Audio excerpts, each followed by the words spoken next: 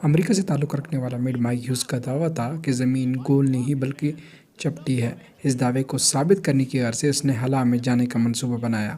اس مقصد کے لیے اس نے بھاپ سے چلنے والا ایک راکٹ بنایا۔ ہیوز نے اپنا پہلا راکٹ تجربہ 30 جنوری 2014 کو ونکل مین ایریزونا میں کیا۔ یہ راکٹ صرف 419 میٹر ہی اڑ سکا اور اس کے بعد گرنے لگا۔ اگر آپ نے ابھی تک میرے چینل کو سبسکرائب نہیں کیا، میرے چینل کو سبسکرائب کریں اور بیل آئیکن پہ کلک کریں تاکہ آپ میرے آنے والی ویڈیو بھی دیکھ سکیں۔ جس کے نتیجے میں میڈ مائک ہیوز تھوڑا زخمی بھی ہوئے، لیکن وہ 3 دن کے اندر صحتیاب ہو گئے۔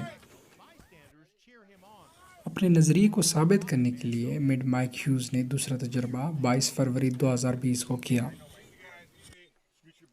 لیکن راکٹ جیسی ہی فضا میں بلند ہونے لگا تو 1-2 سیکنڈ کے بعد ہی پیراشوٹ راکٹ سے علیحدہ ہو گیا۔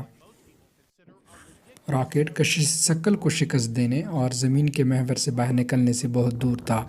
کچھ بلندی تک جانے کے بعد راکٹ کا رخ تبدیل ہوا اور اس کی سمت واپس زمین کی طرف ہو گئی۔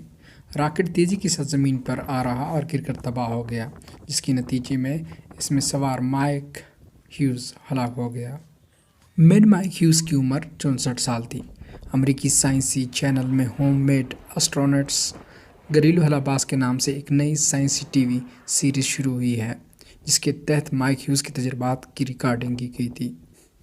مائک ہیوز کا کہنا تھا کہ 5000 فٹ کی بلندی تک پہنچ کر وہ فضا سے زمین کا نظارہ کرے گا اور اپنے دعوے کو ثابت کرے گا۔